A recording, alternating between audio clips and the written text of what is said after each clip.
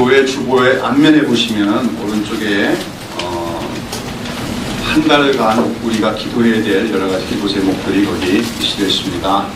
우리 자신을 위한 기도, 또 우리 교회를 위한 기도, 그 다음에 우리 한국 사회와 한국 교회를 위한 기도, 그리고 마지막으로 국제정세를 위한 기도가 있는데, 오늘 우리 7월 달에 국제사회를 위한 기도 제목이 무엇입니까? 이스라엘과 팔레스타인 사이에 있는 분쟁이 그치게 해달라는 그런 기도 제목입니다. 특별히 이스라엘 팔레스타인에 대한 군사행동을 멈추게 하시고 중동의 진정한 화해와 평화가 이루어지게 하소서 하는 것이 우리가 이번 달 기도 제목입니다만, 요즘 비단 이번 달만 아니라 계속해서 우리가 기도해야 될 그런 제목이라고 믿습니다. 예, 지금 아시다시피 지금 이스라엘이 지금 팔레스타인에 대해서 공습을 시작한 지 벌써 보름이 넘었는데, 오늘 아침까지 보니까 지금 현재 그 공습으로 말미암아 생명을 잃은 팔레스타인 사람들이 1000명을 넘어섰다고 얘기합니다. 아시다시피 근데 그 1000명 중에서 대다수가 사실은 군인이 아닌, 무장한 군인이 아닌, 이스라엘은 지금 하마스라고 하는 무장단체를 소탕하겠다고 공격하고 있지만, 무차별적인 공습으로, 폭격으로 인해서 사실 민간인들이 그렇게 생명을 잃어 죽어가고 있고, 특히 그 중에서 4분의 1가량이 어린아이라고 하는 그런 통계가 있습니다. 이스라엘은 여러 가지 이유를 들어서 이런 전쟁 상황에 대한 명분을 내세웁니다만은, 참 이처럼 어린아이들까지 포함한 참 민간인까지도 무차별적으로 공격과 살해하는 이러한 이스라엘 행동은 어떤 경우도 정당화될 수가 없는 일로서, 이러한 이스라엘의 좀 무자비한 그런 공격 행위에 대해서 참 과거의 인종차별에 의한 대량 학살을 경험했던 이스라엘, 그 피해자가 되었던 이스라엘이 이제는 오히려 그 인종주의적인 이유로 다른 민족을 학살하는, 대량 살해하는 그런 나라가 되었다고 하는 국제적인 비판도 지금 나오고 있습니다. 그런데 여러분, 이런 이스라엘과 팔레스타인 간의 이 갈등과 전쟁 상황은 우리가 어쩌면 성경적으로 본다면 아브라함의 후손들 간의 갈등이라고 할 수가 있을 것입니다. 즉 이스라엘은 누구의 후손입니까? 아브라함의 후손이 돼 그들이 적자라고 생각하는 이삭의 후손이고, 팔레스타인 사람들은 누구의 후손입니까? 예, 아브라함의 후손이 돼 서자지만 마다들이라고 자기들은 주장하는데, 원래 아브라함의 장자는 이스마엘이다 주장하는데, 그 이스마엘의 후손들이 바로 팔레스타인 사람으로서 말하면 그들은 지금 아브라함의 후손들로서 보륙 산쟁을 하는 것이다, 그렇게 할 수도 있을 것입니다. 그래서 실제로 지금 그 이스라엘의 팔레스타인에 대한 그 공격적인 행위, 또 계속 전쟁을 이끌어가는 그 정책의 저변에는 자기들이 아브라함의 적자인 이삭의 후손들로서 하나님께서 아브라함에게 원래 약속하셨던 그 가나안 땅을 되찾아야 된다, 완전히 되찾아야 된다. 그래서 지금 사실은 팔레스타인 사람들이 지금 그 팔레스타인 그 지역 내에서 차지하고 있는 땅은 27%밖에 되지 않습니다. 그것도 또 이스라엘이 점령하고 자기들의 정착존을 만들어서 사실은 자기들의 거주지라고 할 수 없을 정도로 위축되고 있습니다만은, 지금 이스라엘을 주도하고 있는 정치 세력, 이제 그걸 시오니즘주의라고 하는데, 이런 시오니즘주의자들의 생각은 그 팔레스타인 나머지 남아있는 그 자녀 세력까지도 완전히 다 축출해내고, 완전히 옛날의 그 가나안 땅에 이스라엘만의 나라를 세우겠다고 하는 것이 그들의 목표라고 우리가 보는 것이 사실입니다. 그런데 이러한 생각은 참 시대착오적인 그런 생각일 뿐만 아니라 성경을 근거로 그런 생각과 주장을 하지만, 사실은 성경을 잘 알지 못하는, 성경을 오해했기 때문에 생겨나는 영적인 무지라고 할 수밖에 없습니다. 우리가 로마서를 보시면 사도 바울은 자신이 이방인들에게 복음을 전하는 이방인들의 사도이면서도 늘 자기 동족인 그 유대인들에 대해서 참 걱정이 많으면서 그들도 예수님을 믿고 그 구원받게 되기를 기도하였는데, 그런 가운데 로마서 10장에 보면 사도 바울은 당시에 예수님과 복음을 배척하고 또 교회를 핍박하던 유대인들의 모순에 대해서 이렇게 말하고 있습니다. 내가 증거하노니 저희가 하나님께 열심히 있으나 지식을 쫓은 것이 아니라 하나님의 의를 모르고 자기 의를 세우려고 힘써 하나님의 의를 복종치 아니하였더라 그랬어요. 하나님께 복종하는데 힘써 하나님께 복종치 않았다는 거죠. 자기들이 하나님께 열심히 있다고 얘기하지만 그 열심은 지식을 쫓은 것이 아니기 때문에 결과적으로는 오히려 하나님의 뜻에 거스르고 하나님의 영광을 가리는 그런 열심이 될 때가 있다는 거죠. 참 인류 역사 속에 보면 종교라고 하는 것이 참 사람의 생명을 더 풍성하게 하고 한 사회를 안정되게 하는 그런 좋은 기능을 가질 때도 있지만 이 종교가 타락하고 종교의 본질을 상실하게 되면 그 종교가 오히려 사람들 사이에 전쟁과 갈등을 일으키고 오히려 더 불행을 가져다 주는 경우들이 많은 것을 우리가 보게 되어집니다. 근데 지금의 유대인들, 즉 지금 이스라엘 국가도 역시 마찬가지로 지금 지식을 쫓지 않은 열심, 그 민족주의적인 열심 때문에 지금 국제사회의 비난에도 불구하고 계속적으로 팔레스타인을 공격하는 그 비인도적인 행위를 하고 있다. 그래서 저는 이 지금 이스라엘 사람들이 자기들이 아브라함의 자손이며 특별히 더 나아가서 아브라함의 그 적자인 후손의 자손 이삭의 후손임을 자랑하지만 정말로 그들이 아브라함과 이삭의 후손들이라면 자신들이 성경에 기록된 그 조상들의 삶과 행동을 잘 면밀하게 연구하면서 그 삶을 본받는 민족이 되어야 되지 않겠나 생각이 듭니다. 요한복음 8장에 보면 예수님께서 유대인들과 논쟁하시면서 그래요. 유대인들 우리는 아브라함의 자손이다 하겠더니 예수님이 너희가 아브라함의 자손이라면 아브라함의 행사를 너희들도 할 것인데 너희가 그렇지 아니하다 그럽니다. 그래서 너희는 아비의 행실을 쫓나니 너희 아비는 마귀라 그럽니다. 참 이렇게 얘기하니 얼마나 그 유대인들이 예수를 싫어하고 미워했겠습니까? 예수님 말씀하시는 겁니다. 아브라함의 자손이라고 해서 혈통적으로 아브라함의 자손은 아니라는 거죠. 아브라함의 자손이라면 아브라함의 자손답게 행해야 된다. 이삭의 후손이라면 이삭의 후손답게 행해야 된다. 특별히 오늘 우리가 이제 살펴보고자 하는 창세기 26장에 기록된 이삭의 얘기는 오늘 우리 그리스도인들이 다 우리가 이 본문을 보고 깨달아야 될 뿐만 아니라 현재 이 육신적인 이스라엘들에게도 사람들에게도 큰 교훈이 되어야 될 말씀이 아닌가 생각이 됩니다. 자, 오늘 여기 우리가 읽은 본문 창세기 26장 1절부터 다 읽지 않았는데 이 26장에 보면 아브라함의 이제 상속자인 이삭 또 하나님의 그 언약의 계승자죠. 그 이삭이 참 심보가 고약한 이유 때문에 많은 어려움과 고통을 당하지만 그런 가운데서도 온유하게 행한 결과 하나님의 은혜로서 마침내 승리하는 이야기가 나옵니다. 그리고 이 본문은 온유한 자가 궁극적으로 땅을 차지하게 되려고 하는 주님의 말씀과 연결되고 있는 것을 볼 수가 있습니다. 자, 우리가 살아가면서 많은 이웃들을 만나게 되고 이웃들과 더불어 살게 되는데 참 좋은 이웃을 만난다는 것은 큰 축복 중에 하나가 라고 할 수가 있을 것 같아요. 이웃 사촌이란 말도 있습니다만은 사실 정말 좋은 이웃은 어떻습니까? 사실 잘 만나지 않는 혈육이나 친척들보다도 훨씬 더 가깝고 친밀할 수가 있다는 것이죠. 반면에 못된 이웃을 만나면 어떻게 됩니까? 참 이게 인생이 피곤해진단 말이죠. 예. 요즘에 보면 아파트 단지 내에서 층간 소음 때문에 갈등들이 굉장히 심한 것 같아요. 그래서 뭐 여러 가지 법적인 그 제도도 많이 생겨나고 있습니다만 근본적으로는 우리가 오늘 우리 현대인 우리 한국 사람들이 이웃을 다 잃어버렸기 때문에 그렇지 않는가. 우리는 좋은 이웃을 만나기도 해야 되지만 내 자신이 또 좋은 이웃도 돼야 됩니다. 그런 가운데 층간 소음 문제 같은 거는 서로가 좋은 이웃만 되면은 뭐 그렇게 다툼과 갈등이 일어날 문제는 아니지 않겠나 생각이 들어진다는 거죠. 다 이해할 수가 있는데 서로가 서로에 대해서 좋은 이웃이 되지 못하니까 이런 층간 소음 때문에 때로는 어떻게 돼요? 막 아래 윗집에서 싸움을 하고 폭력을 휘두르고 심지어는 살인까지 하는 그런 일이 발생하고 있는 걸 보게 되었습니다.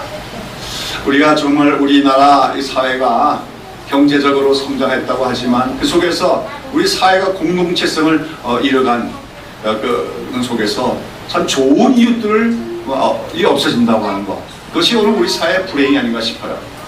언젠가 보니까 아시겠지만 어떤 동네에서는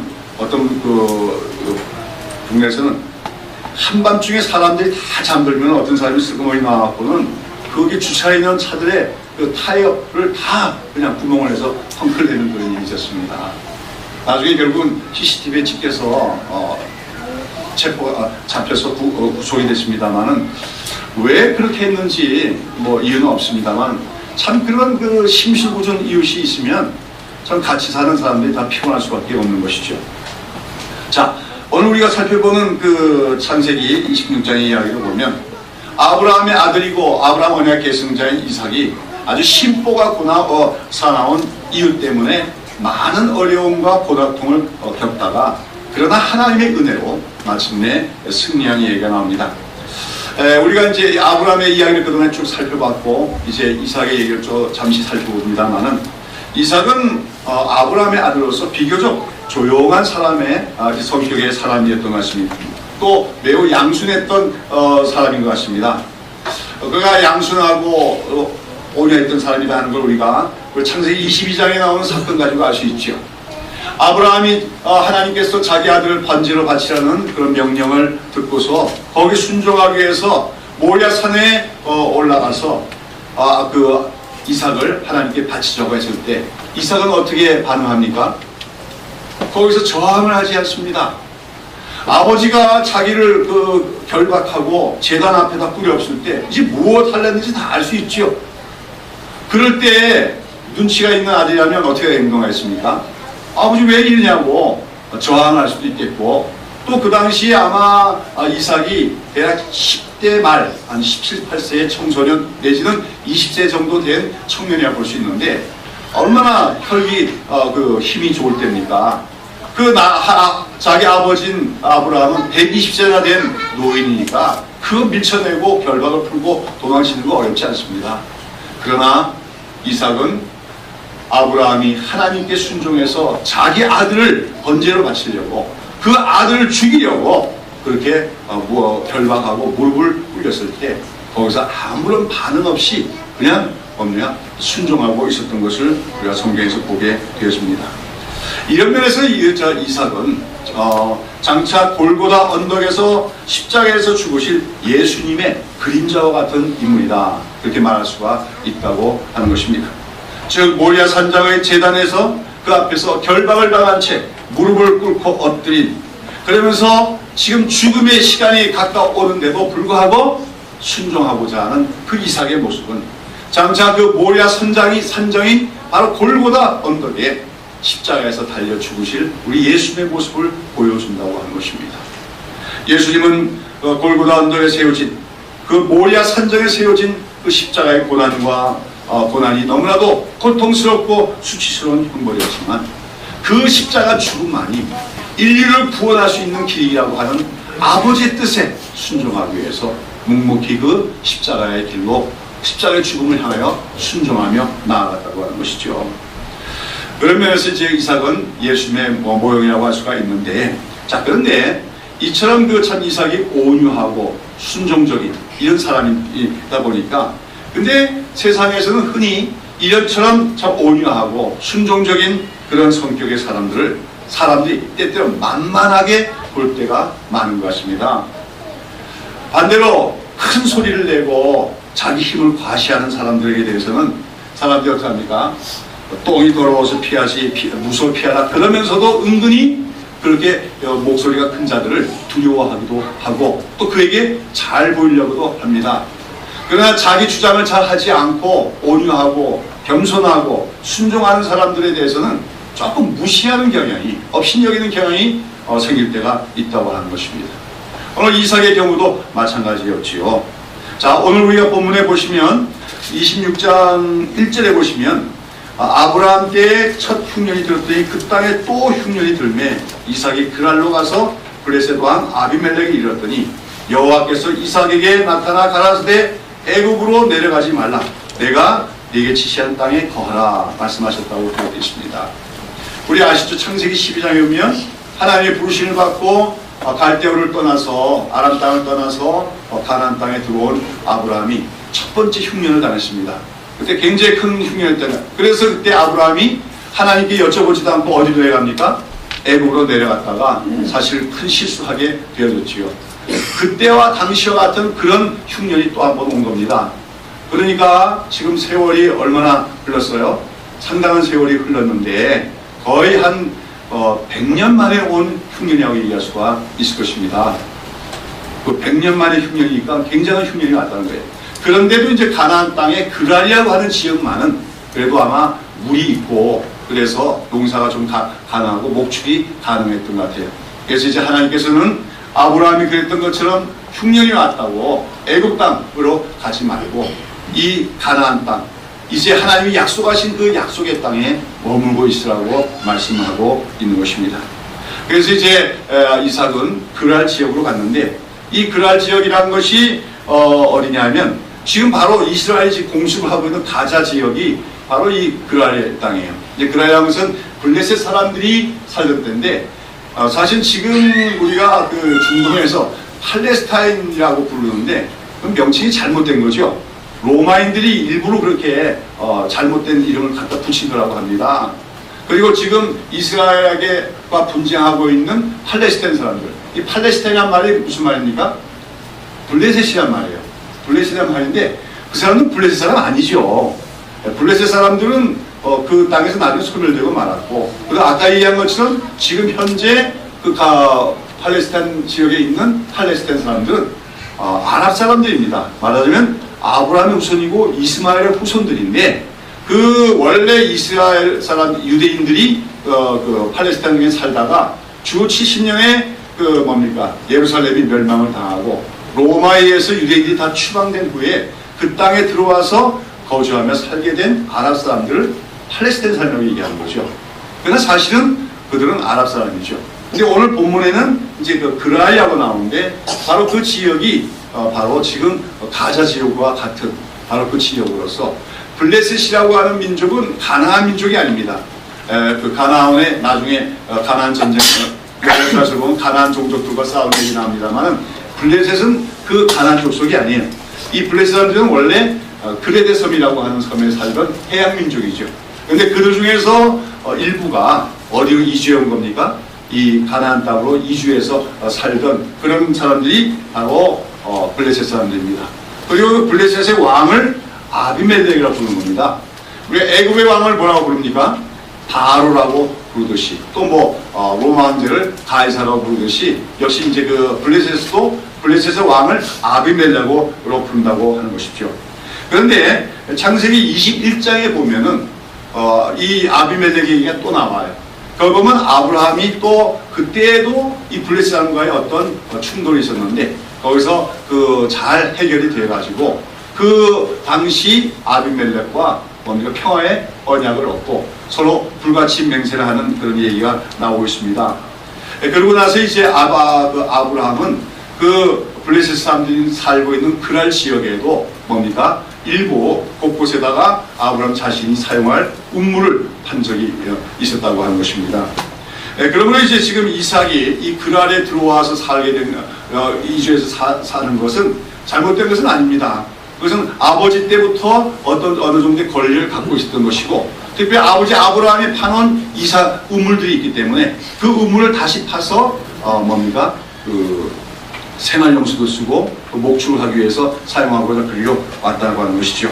자, 그러나 이제 오늘 본문에 보면 이삭은 정당하게 그 땅에 들어와서 살고자 했는데 그 땅에 살고 있던 그랄 왕이 아비멜렉이 이제 이삭에게 생떼를 쓰면서 그 땅을 떠나라고 윽박지르는 것을 우리가 보게 되었습니다.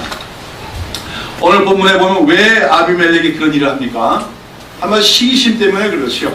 오늘 본문의 12절에 보시면 이삭이 그 땅에서 농사하여 어떻게 됐다고 했습니까? 그에 100배나 얻었고 그랬어요. 우리가 이제 100배 곡식을 심어서 100배를 얻는 건 아주 큰 수확, 기적적인 수확을 얘기합니다. 예수님께서 그 씨를 뿌리는 비유에서 복토에 뻗어진 씨앗이 몇 배 결실한다 했습니까? 100배, 60배, 30배겠죠. 그러니까 30배만 거둬도 아주 풍장입니다. 그런데 60배도 아니고 100배라고 하면 이건 기적적인 풍작을 얘기하는 것이죠. 바로 이삭이 하나님의 말씀에 순종해서 그 가나안 땅의 흉년이라고 하는 고난이 왔지만 그 고난이 있다고 해서 그 땅을 떠나는 것이 아니라 그 땅에 머물고자 했을 때 하나님께서 이삭에게 그런 은총을 주셨다고 하는 것입니다. 그렇습니다. 우리가 아브라함 때도 살펴봤지만 우리가 하나님의 부르심을 받고 살아간다고 해서 고난이 없고 역경이 없고 시련이 없을 것이다 생각하면 안 됩니다. 오히려 반드시 우리가 하나님 믿고 살아가는 삶에서는 뭐가 찾아옵니까? 흉년과 같은 고난의 때가 찾아오게 마련입니다. 그때 우리가 믿음이 필요한 것입니다. 그때 하나님께서 우리에게 너는 여기 있으라 명하시면 그것에 명하는 순종이 필요하다는 거죠. 그게 기다림이고 믿음이라고 할 수가 있는 거죠. 그리고 우리가 역경을 만나더라도 인간적인 방법을 쓰지 않고 그 속에서 하나님의 말씀에 순종하면서 우리가 머물러야 할 곳에 머물고 서 있을 곳에 서 있게 되면 마침내 하나님께서 그곳에서 은총을 주시고 복을 내려주신 줄로 믿습니다. 아무튼 이삭은 기가 흉년이 왔지만 하나님의 말씀에 순종하여 그 땅을 떠나지 않고 그랄로 갔다가 거기서 농사를 지어서 큰 수확을 얻어 또 큰 부자가 되었다고 하는 것입니다. 자, 이렇게 되자 그 그랄의 왕인 아비멜렉이 뭐가 합니까? 배가 아파온 거죠. 자기 생각에 그게 자기 땅인데 거기 들어와 살고 우거하는 이삭이 뭡니까? 100배의 벼슬을 얻고 양떼가 많아지고 부자가 되니까 시기심이 난 것이죠. 그래가지고 어떻게 하는 겁니까? 그 이삭이 그 종들을 시켜서 파는 우물들을 어떻게 합니까? 자기 종들을 시켜서 가서 다 메꾸게 하는 것입니다. 이 우물이라고 하는 것은 재산이에요. 그 당시에는 특별히 우리가 알다시피 그 가나안 땅은 그 팔스틴 땅은 건조한 지역 아닙니까? 그러니까 이 우물 하나 구하기가 쉽지가 않은 것이죠. 그러니까 우리나라는 예전부터 어떻게 해요? 웬만한 거 다 파면은 다 우물이 나오고 샘이 나오지만 이스라엘은 그렇지 않아서 우물을 수십 개 파더라도 하나 나올까 말까 한 건데 아브라함 때 그것도 하나님의 축복이었지요. 아브라함 때 이 그랄 땅에다가 아브라함이 그곳에도 목축을 하면서 그 우물을 팠는데 그것이 여러 개 파졌다고 하는 것입니다. 이삭은 이제 아버지가 옛날에 파놨고 표시해놨던 그것만 나면 근데 그 우물도 그 블레셋 사람들 어떻게 해요? 다 흙으로 메워갖고 못쓰게 만들었지만 이삭은 그곳에 가서 다시 파서 우물들을 얻었습니다. 그러나 이제 아비멜렉이 시기심이 나자 어떻게 한 겁니까? 자기 종들을 시켜서 그 우물들에 가서 다 흙으로 메꾸게 하는 겁니다. 그러니까 이삭이 그 소식을 듣고 어떻게 합니까? 그러면서 또 뭐라고 합니까? 네가 우리보다 크게 강성한 즉 우리를 떠나가라 합니다. 여기 우리 땅이라는 거죠. 이거는 계약 위반이죠. 언약을 어긴 겁니다. 아마 이 아비멜렉이라고 하는 사람은 21장에 나오는 아비멜렉하고는 다른 사람이죠. 그러니까 아까 얘기했던 아비멜렉이라는 건 그 사람의 이름이 아니라 그 아비멜렉은 내 아버지는 왕이다 하는 뜻으로서 블레셋의 왕을 얘기하는 것입니다. 그러니까 창세기 21장에 보면 아브라함과 언약을 맺는 그 평화 조약을 맺는 그런 아비멜렉이 있는데 오늘 여기 본문에 하는 아비멜렉은 그 아비멜렉의 아마 아들 정도 되는 사람인 것 같아요. 자기도 아버지 때를 기억하고 있을 거 아닙니까? 자기 아버지 때 아브라함과 평화조약을 맺었고 아브라함도 그 땅에 들어와서 얼마든지 기거할 수 있으며 또 땅을 파서 우물을 얻으면 그것 누구 것이 되는 겁니까? 아브라함이 것이 된다. 그것이 이제 바로 그런 언약의 내용이죠. 근데 지금 이 아들인 아비멜렉은 아버지 때 맺어진 그 언약을 무시하는 겁니다. 그래서 네가 왜 남의 땅에 들어와서 잘 먹고 잘 사냐? 네가 우리보다 더 잘 살게 되었으니 떠나가라고 그렇게 아주 못되게 굽니다. 자, 여기서 이제 이삭은 어떻게 합니까? 여기서 아무런 대항도 하지 않고 그것을 또 다 골짜기로 갔지요.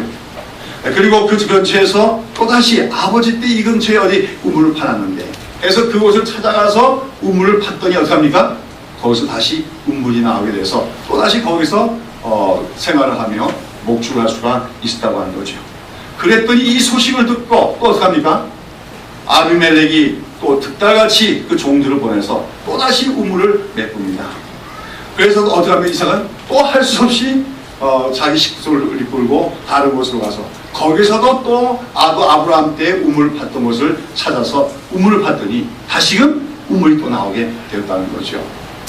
참 우리가 그 아비멜렉은 아까도 얘기한 참 이웃치고는 참 고약한 이웃이 아닐 수가 없습니다. 그런데 이삭은 여기서 어떻게 한 겁니까? 그 악한 이웃, 고약한 이웃의 악한 행동에 대해서 악을 악으로 갚지 않았다는 것입니다. 아까도 말씀드렸듯이 지금 이삭이 파는 우물들은 아버지 때 이미 한번 팠던 우물로서 그것은 아브라함의 소유고 곧 상속자인 이삭의 것입니다. 자기의 것을 주장할 수가 있습니다. 그런데도 이 땅은 내 땅이 떠나가라고 하는 그 아비멜렉의 어거지죠. 생때에 그냥 저항하지 않고 다른 곳으로 옮겨가는 이삭. 또 거기서 또 땅을 팠더니 또 우물을 팠더니 우물 샘이 나오고 이러한 그 이삭의 모습, 이것은 바로 이삭이 자기가 하나님의 언약의 백성이라고 하는 사실을 기억했음을 의미합니다. 우리가 아브라함이 롯과도 헤어지는 그 장면이 나오죠. 창세기 14장에. 그때 아브라함이 네가 나를 떠나가라. 네가 우하면 내가 좌하고 네가 좌하면 내가 우하라고 그렇게 아브라함이 롯에게 우리 서로 헤어지자고 요청했던 그 이유가 뭡니까? 그것은 바로 아브라함과 롯의 가축들이 너무 많아졌는데 목축지는 제한적이고 그래서 그 아브라함의 그 식솔들과 롯의 식솔들이 그 목자들이 서로 자꾸만 다투게 되니까 그런 모습이 믿지 않는 이웃들, 그 주변 사람들에게 좋지 않은 모습으로 보일 것이기 때문에 서로 우리가 좀 떨어져 사는 것이 좋겠다 제안을 했던 것이죠.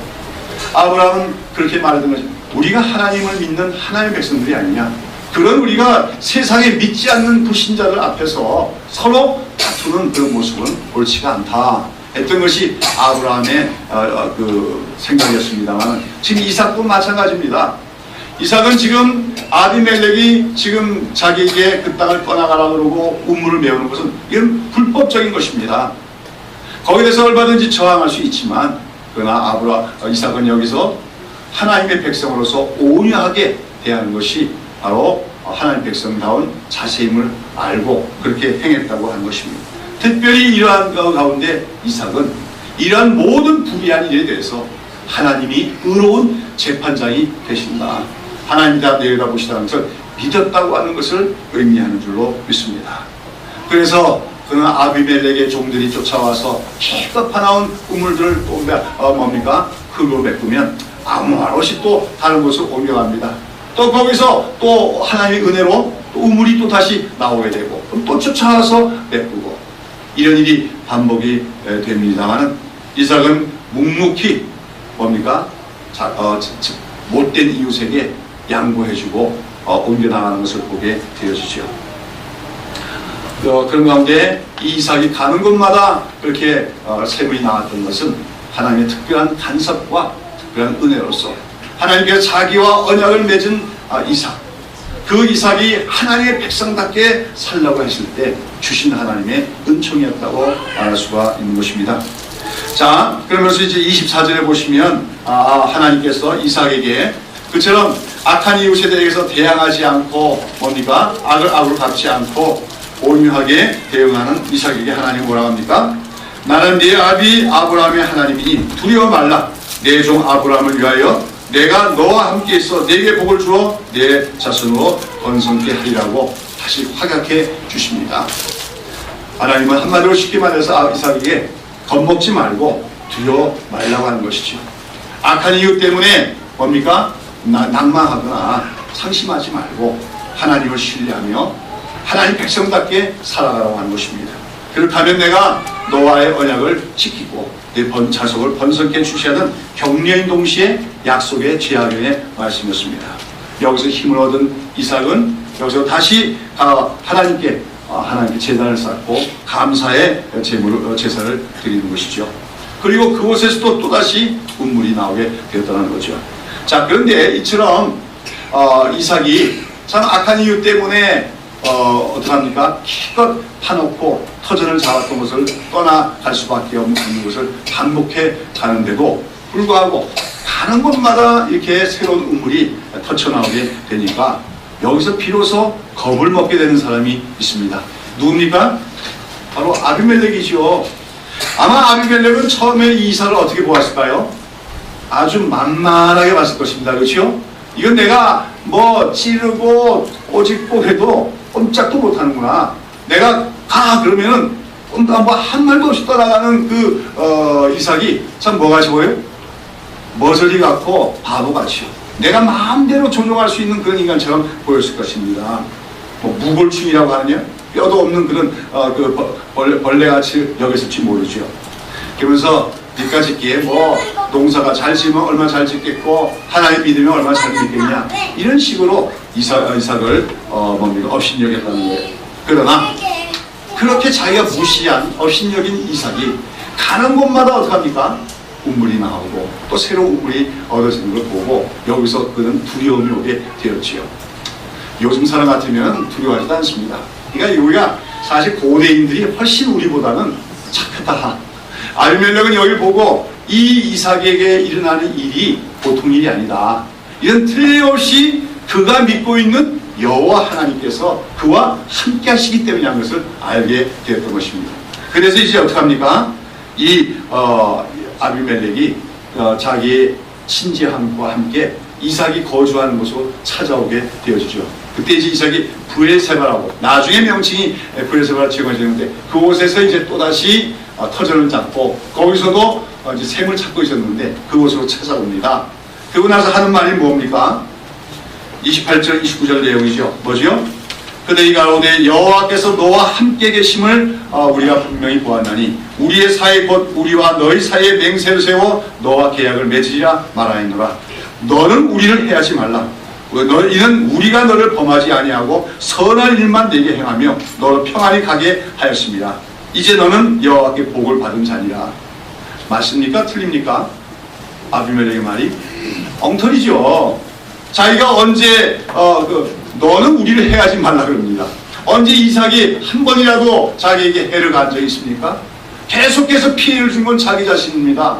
괴롭힌 건 자기입니다. 그런데 그러면서 자기는 우리가 이때까지 너를 범하지 아니하였고 너에게 선한 일만 행하였노라 그러면서 우리와 화평의 조약을 맺자고 말합니다. 그 이유가 뭡니까? 너는 이제 여호와께 복을 받은 자니라. 아비멜렉은 여기서 깨달음을 얻은 거지요. 자기가 바보바가처럼 여긴 빈충이같이 여긴 그 이삭이 묵묵히 저항하지 않고 또 다른 곳으로 옮겨가는 그 행위를 보고 무시하고 업신여겼지만 결과적으로 그의 하나님이 그와 함께 하심을 깨닫고 그 하나님부터 자기가 징계를 받고 저주를 받게 될까봐 두려워서 이삭과 평화의 조약을 맺자고 한 것입니다. 여기서 이삭은 따지지 않습니다. 네가 왜 과거에 나에게 그랬냐 부당하게 했냐 따지지 않고 여기서 그와 화친을 맺죠. 여기 보면 이삭이 그러한 아비멜렉을 듣고 그들 위하여 잔치를 베풀고 함께 먹었다. 이건 이제 고대인들이 서로 언약을 맺는 의식입니다. 함께 먹으면 너와 나는 한 식구다. 그러니까 서로 해치지 말고 서로 범하지 말자 하는 그런 불가침 조약을 맺는 것을 의미하지요. 자, 이렇게 이삭이 자기에게 악하게 행했던 그 아비멜렉이 두려워서 찾아와 가지고 조약을 맺자고 했을 때 그와 평화의 조약을 맺고 난 후에 어떤 일이 납니까? 이삭의 종들이 또 그 주변에 나가서 찾는 가운데 또다시 우물을 발견하게 되었다. 근데 아마 그 우물이 7개의 우물인 것 같아요. 그래서 그곳의 이름이 브엘세바라고 지명하게 됩니다. 브엘세바는 7개의 그 우물이란 뜻이거든요. 이 브엘세바라고 하는 것은 이제 이스라엘의 이제 역사에 보면 지명이 아주 유명한 지명이 돼요. 그래서 우리가 보통 이스라엘 땅, 가나안 땅 전체를 뭐라고 표현하면 단에서 브엘세바라고 얘기하죠. 우리나라는 백두산에서 한라산까지 이런 표현하고 비슷한 것이 단에서 브엘세바라고 해서 그 이스라엘에서 가장 남단에 있는 성읍이 바로 브엘세바가 되는데 그 브엘세바라는 명칭이 어떻게 생겼느냐 하면 바로 이삭이 이처럼 참 악한 자에게 대해서 대항하지 않고 온유하게 행한 결과 하나님이 마침내 복 주셔서 7개의 운물을 얻게 하셨다 함으로써 얻게 된 명칭이 브레이세바라고 하는 것입니다. 자, 오늘 우리가 이 이야기를 통해서 얻게 되는 교훈은 무엇입니까? 오늘 우리가 이 세상을 살아가면은 오늘 이 이삭에 있는 아비멜렉과 같은 참 질이 좋지 않은 악한 이들도 우리가 늘 만나게 마련한 것입니다. 우리가 살아가면서 좋은 이웃만 있다면 우리 신앙생활이 뭐가 어렵겠습니까? 그러나 우리 삶에는 때때로 가난의 흉년이 찾아온 같은 어려움과 고난도 찾아올 때가 있고, 또 거기다가 이 아비멜렉과 같은 그런 참 심사가 고약한 악한 그런 이웃들도 우리가 만나게 되어진다는 것입니다. 그러나 그런 가운데서도 우리는 뭡니까? 우리는 악을 악으로 대하는 것이 아니라, 소리 여러분이 이런 말 아세요? 요즘은 잘 쓰는 말인데 발악한다는 말 압니까? 발악하지 말라 그러죠. 발악이라는 게 뭡니까?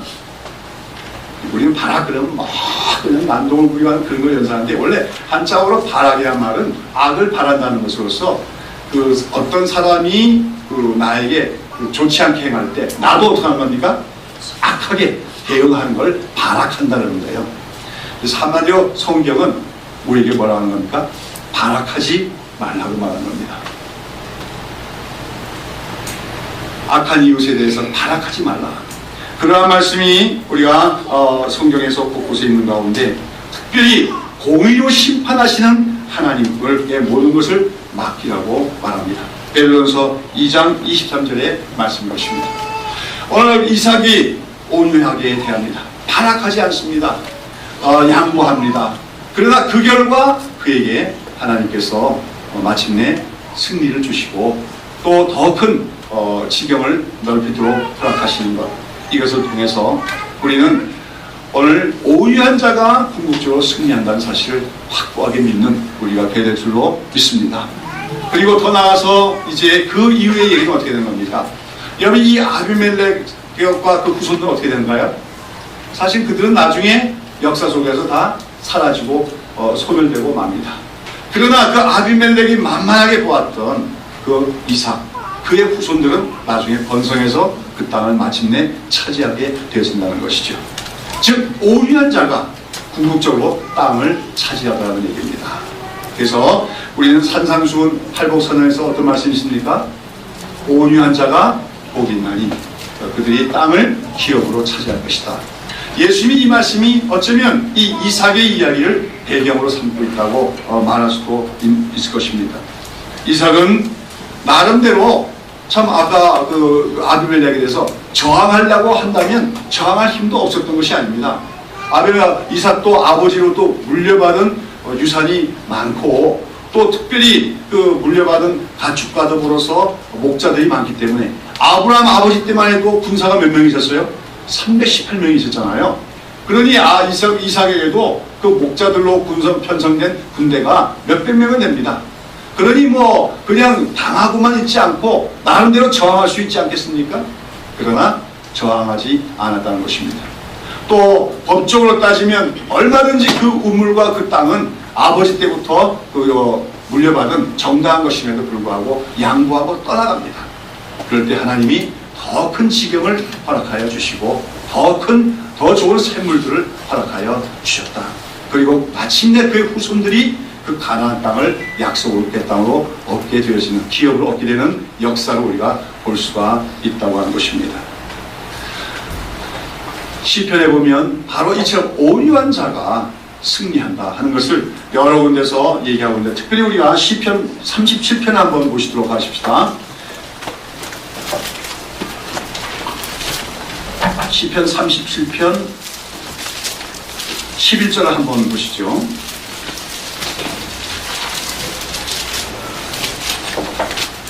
다같이 오직 온유한 자는 땅을 차지하며 풍부한 한평으로 즐기리로다 하겠습니다. 근데 이 시편 30편 1절을 보시면 뭐라고 했습니까? 1절 2절 행악자를 인하여 불평하여 말하지 말며 불의를 행하는 자를 투기하지 말지어다. 저희는 풀과 같이 속히 배임을 볼 것이며 푸른 채소같이 쇠잔할 것이며다. 이 말씀과 관련해서 봐야 되겠지요. 우리가 살아가다 보면 어떤 사람들 볼 때가 있는 거예요? 불의한 자들을 볼 때가 있습니다. 근데 불의한 자들이 불법을 행하고 악을 행함으로써 어떻게 돼요? 형통할 때가 있다는 거예요. 그들이 심지어는 의로운 백성들의 것을 탈취하고 그럼으로써 어떻게 더 부유하게 되는 경우도 있다는 거예요. 그런 것을 보고 뭐 하지 마라? 불평하지 말며 투기하지 말지라고 했습니다. 그러면서 잠잠히 하나님을 바라보라고 했습니다. 그렇게 하는 자가 온유한 자고, 그런 온유한 자가 궁극적으로 그 땅을 차지할 것이고 화평을 누리게 되리라고 오늘 성경은 약속하고 있다고 하는 것입니다. 온유한 자가 땅을 차지한다. 그렇습니다. 결코 강포한 자, 힘으로 다른 사람을 지배하는 자가 땅을 차지하는 것이 아니라 온유한 자가 궁극적으로 승리하며 궁극적으로 땅을 차지한다는 것을 성경 우리에게 말해주고 있고, 우리 이삭의 얘기가 바로 그러한 얘기라는 것입니다. 사람들은 생각으로는 힘이 있고 강한 자가 땅을 차지할 것이라고 생각을 합니다. 역사를 보면 그렇게 되었던 것 같습니다. 알렉산더나 징기스칸이나 나폴레옹이나 히틀러나 그런 힘센 자들이 자기 힘으로 다른 사람들을 억누르고 빼앗고 그래서 땅을 차지했던 역사가 있습니다. 그러나 그것이 얼마나 같습니까? 당시에는 대단한 것 같아도 그 몇백 년씩 한 경우도 없습니다. 결국은 그들이 세운 나라는 무너지고 그 땅은 또 다른 사람에게 넘어가고 만 것이 인류의 역사인 것입니다. 그런 가운데 영원히 이 땅을 차지할 사람은 누굽니까? 성경은 말합니다. 하나님의 백성들이 이 땅을 영원히 차지할 것이다. 그런데 그냥 하나님 백성이 아니라 온유한 하나님 백성들이, 아까 얘기했습니다. 이삭은 바로 예수님의 모형이다 이랬는데, 특별히 우리 예수님의 그 온유한 모습을 본받아 살아가는 자들이 이 땅을 영원한 기업으로 얻게 될 것이라고 성경은 말하고 있습니다. 오늘 성경에서 온유한 자가 이 땅을 차지한다는 것은 눈에 보이는 이 땅보다도 더 영광스러운 땅을 사실 궁극적으로 말하고 있는 것입니다. 우리는 오늘 이 땅이 있지만 언젠가는 이 땅이 다 변하게 될 줄로 믿습니다. 영원히 썩지 않을 새하늘과 새 땅으로 바뀌는 그날이 올 것이고, 그때 하나님께서는 온유함으로 하나님 백성이기에 온유하게 살아갔던 주의 백성들에게 이 영원한 땅을 기업으로 주시는 그날이 올 줄로 믿는 것입니다. 여러분, 그런 가운데 우리 그리스도인들은 오늘도 온유한 자가 승리하는 것이며 온유한 자가 땅을 궁극적으로 받으려고 기업을 받게 되는 말씀을 믿는 동시에, 오늘 이스라엘과 팔레스타인을 위해서도 우리가 기도하면서 그들도 이러한 지혜를 깨닫게 되기를 우리가 기도하기를, 이스라엘은 조상 때 땅을 우리가 차지하겠다고 하는 땅에 대한 욕심 때문에 지금 어떻게 보면 조상이 같은 그 팔레스타인 사람들을 뭡니까? 무력으로 공격하고 심지어는 아무런 죄도 없는 어린아이들까지 죽이는 살육을 감행하고 있습니다. 자기들 생각은 그렇게 계속해서 강압해 나가면은 결국은 그 땅을 차지할 것이라고 생각하고 있는지 모르지만, 그러한 이스라엘의 그런 생각과 의도는 나중에 그들에게 오히려 큰 불행으로 차지할 수밖에 없음을 그들이 깨닫게 되기를 바랍니다.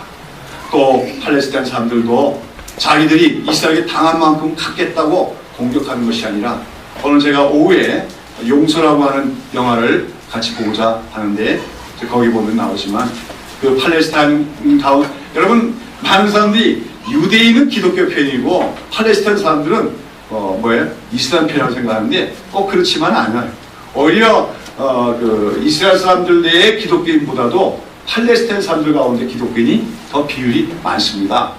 근데 그 팔레스타인 사람들이 예수님을 믿고 나서 그것 때문에 자기 동족들에게도 핍박을 당하고 이스라엘 사람들에게도 핍박을 당하고 그러는 가운데 그들이 마음의 화평을 얻었음을 얘기하고 있습니다. 그것이 바로 자기들을 그렇게 공격하고 그 이스라엘에서 자기 가족이 죽고 자기가